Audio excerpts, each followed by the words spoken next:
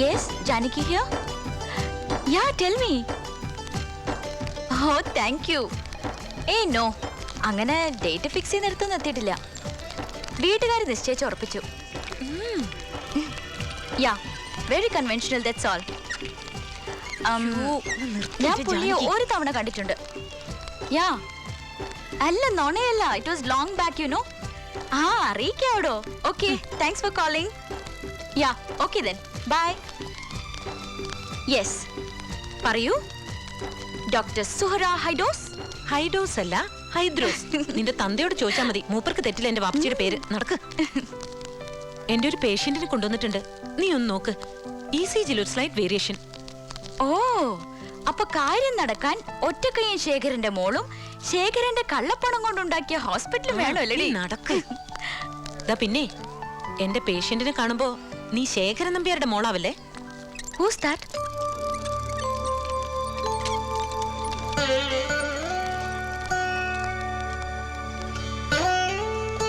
അമ്മേ.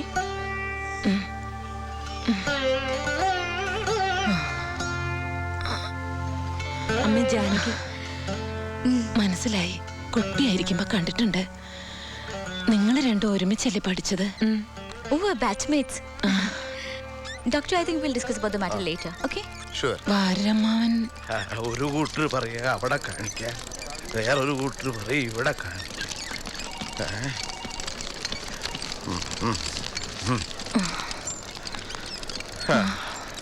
എന്താ പറയണേ? ഇവിടെ കിടക്കണോ?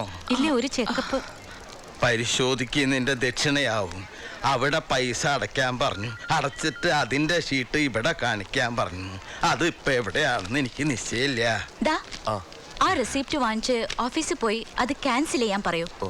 എന്നിട്ട് ആ പണം ഇദ്ദേഹത്തിന്റെ കയ്യിൽ ഏൽപ്പിക്കണം. ശരി മാഡം. ഓ ഓ സുഹ്റ, കം ലെറ്റ്സ് ഗോ. വരൂ അമ്മേ, വരൂ.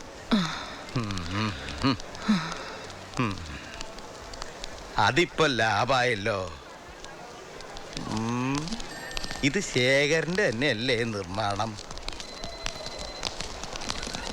BP ഒന്ന് ചെക്ക് ചെയ്യാം. Then we'll go for an ECG and a scan if necessary.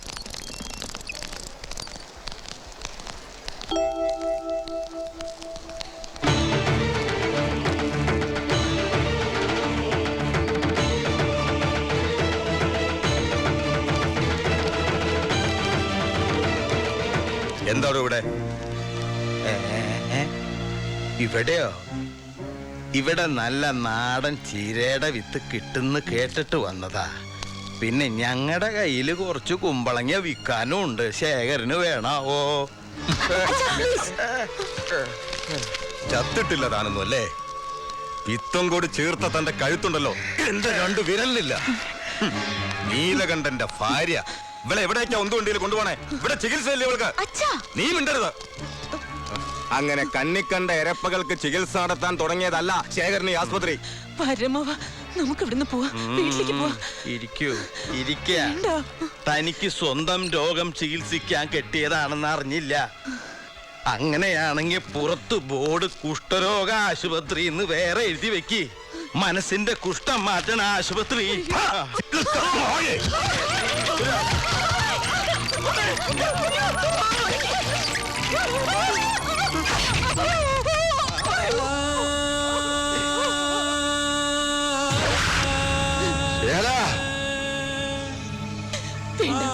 വേണ്ട, നമുക്ക് വീട്ടിൽ പോവാം.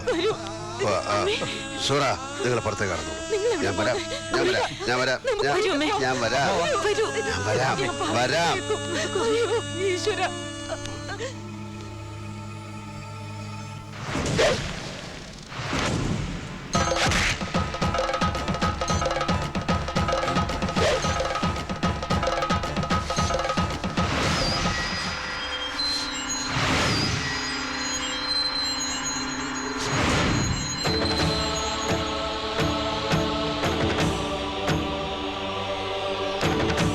കഴുത്തിന് പകരം വലം കൈ അറുത്തതും, പിന്നെ കുഞ്ഞനന്തൻ എനിക്ക് പകരം മരിച്ചപ്പോ തല്ലിക്കൊല്ലാതെ വിട്ടതും നീലകണ്ഠന്റെ കഴിവുകേടായി കാണരുത് നീ.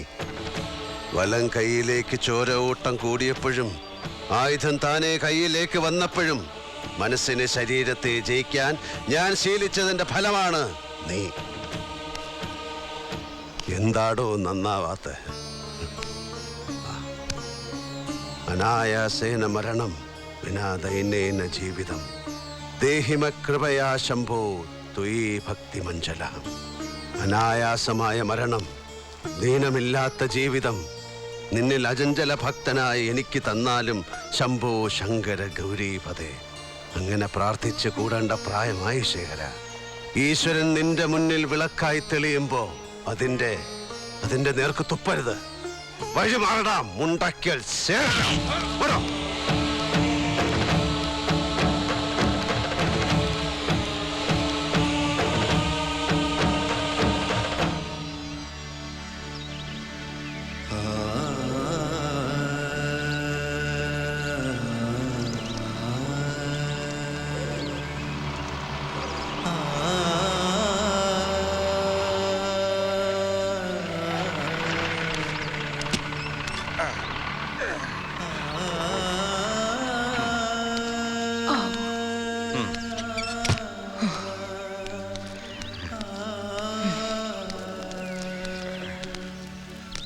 എന്തിനാ മോളെ നീ ആ സുവർണ്ട് ഹോസ്പിറ്റലിലേക്ക് കമ്പനി കൊണ്ട് പോയത്? ഞാൻ ഒറ്റയ്ക്ക് പിന്നെ എന്ത് ചെയ്യാനാ വാപ്പച്ചി? ഇത്ത പറഞ്ഞിട്ട് കേൾക്കാത്ത വാപ്പച്ചി.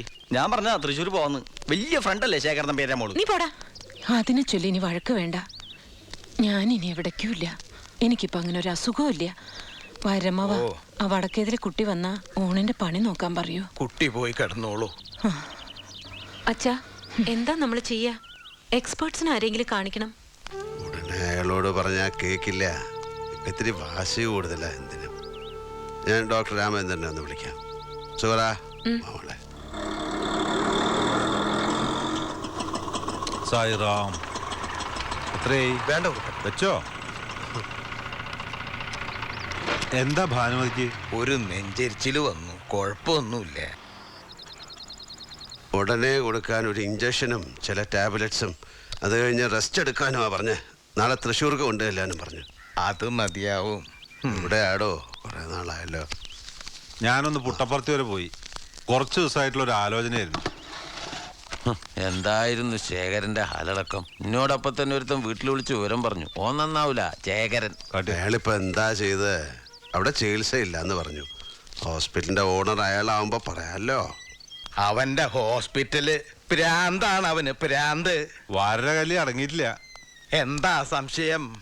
ഇന്നത്തെ ശേഖരന്റെ ഗോവിളി കണ്ടപ്പോ മകനായിരുന്നു അച്ഛന്റെ സ്ഥാനത്തെങ്കിൽ എന്ന് ഞാൻ ചിന്തിച്ചു പോയി. ആ ഒറ്റ കയ്യനെ ചുമരിന്റെ മേലെ ചവിട്ടി തേച്ചേനെ അവൻ.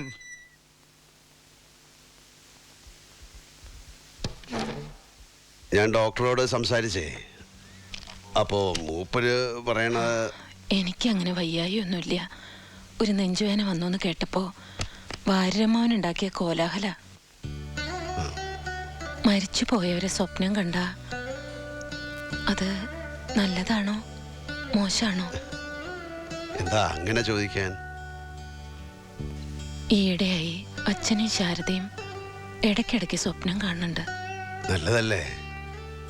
സ്വപ്നത്തിലെങ്കിലും അവരെയൊക്കെ കാണാൻ കഴിയാന്ന് വെച്ചാ. അതെ. എന്താ അവന്റെ വർത്തമാനം? എത്ര ദിവസമായി കുട്ടി ഇങ്ങോട്ടൊന്ന് വന്നിട്ട്? ഒന്ന് അന്വേഷിക്കോ? ഓ അന്വേഷിക്കാലോ. എത്രയും വേഗം വരാൻ പറയുകയും ചെയ്യാം. പോരെ? അവനോട് ദേഷ്യമൊന്നുമില്ലല്ലോ? എന്തിനാ ഇപ്പൊ ദേഷ്യം? തനിക്കിഷ്ടമുള്ള വഴിക്ക് മക്കള് നടന്നു കാണാൻ രക്ഷിതാക്കൾ ആഗ്രഹിക്കും.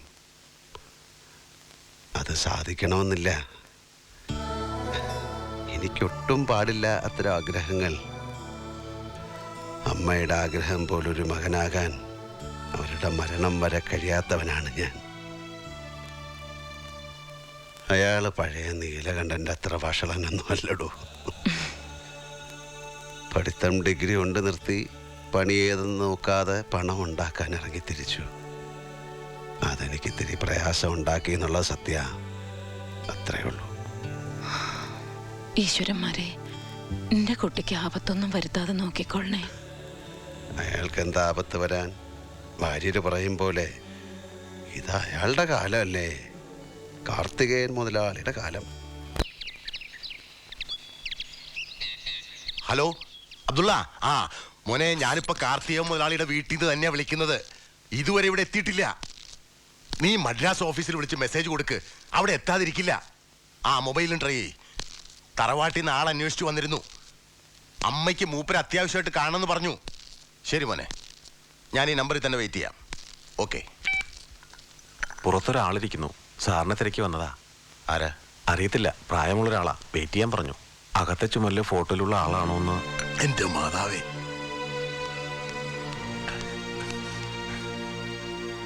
പുതിയ പയ്യനാ, അവന് മനസ്സിലായില്ല. അകത്തേക്ക് ഇരിക്കാച്ച. ഏയ് വേണ്ട. എന്താ അയാളുടെ വിവരം വല്ലതും? ഞാൻ ട്രൈ ചെയ്തോണ്ടിരിക്കുക. മുൻകൂട്ടി പറയാത്ത ഏതോ പ്രോഗ്രാമിൽ മാറ്റിയതാവും. ഫോണിൽ കിട്ടിയാ ഉടനെ തിരിക്കാൻ പറയാം. ശിവനെ, ഈ ഓട്ടത്തിന്റെ സ്പീഡൊന്ന് കുറയ്ക്കാൻ പറയാം അയാളോട്. വേഗം കൂടുന്തോറും നിൽക്കേണ്ടടുത്ത് നിർത്താൻ പ്രയാസമാവും. ആവശ്യത്തിലേറെ സമ്പാദിച്ചു കൂട്ടുന്ന പണം പകരം പോവില്ല.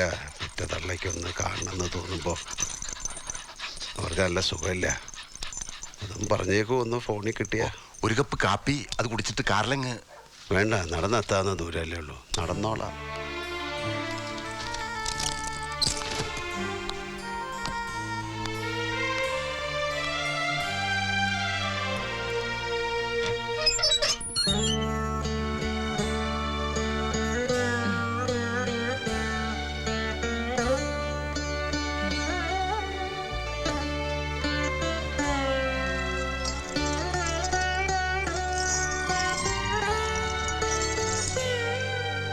അമ്പലത്തുനിന്ന് മടങ്ങണ വഴിക്ക് ഞാൻ കാർത്തിക മുതലാളിയുടെ ബംഗ്ലാവിലൊന്ന് കയറി.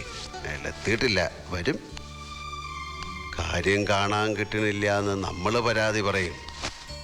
അയാൾ ഒരുപാട് ബിസിനസ് എസ്റ്റാബ്ലിഷ്മെന്റ്സ് ഒക്കെ ഉള്ള ആളല്ലേ, തിരക്കുണ്ടാവും. മംഗലശ്ശേരി നീലകണ്ഠൻ ദരിദ്രനായിച്ചാലും മകൻ മുതലാളിയാണടോ, വലിയ മുതലാളി. പക്ഷെ ആ പണം നൽകുന്ന സുഖം ഞാൻ നിഷേധിച്ചിട്ടുണ്ട്.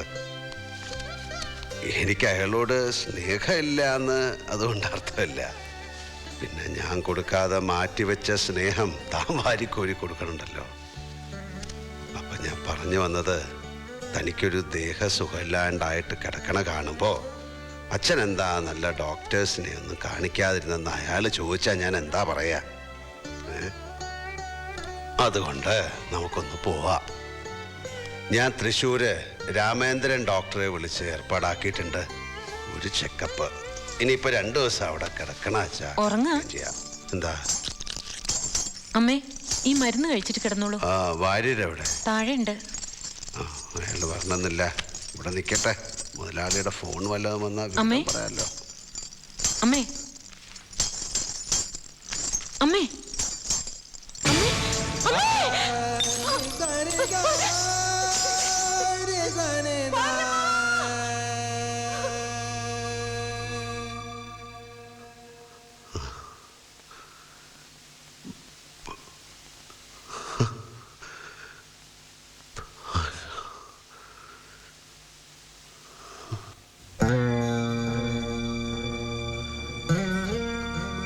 ഭാനു, ഭാനു എന്തായി ചെയ്തത്? എന്നെ വിട്ടു പോയി കളഞ്ഞാൽ ഇക്കഴിഞ്ഞ കാലം മുഴുവൻ കണ്ണിമ ചിമ്മാതെ എനിക്ക് കൂട്ടിരുന്ന താൻ ഒരു വാക്ക് പോലും പറയാതെ പോയി കളഞ്ഞല്ലോ.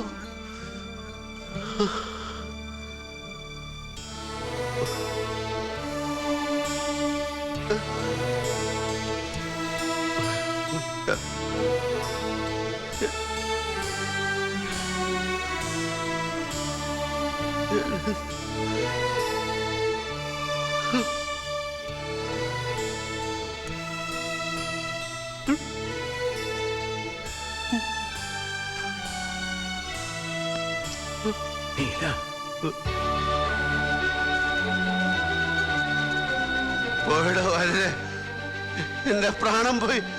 താന്ന് വിളിച്ചു നോക്കണോ, ഒന്നുറക്കം വിളിച്ചു നോക്കണോ. എന്റെ ചങ്ക് തീർന്നു. ശബ്ദം ശബ്ദം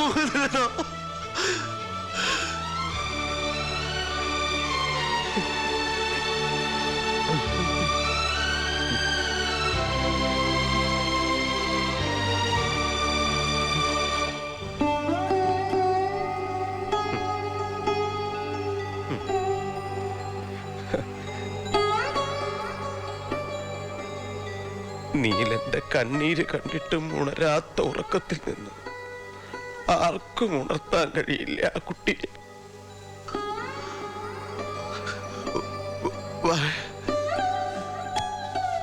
ഞാൻ ശിവനെ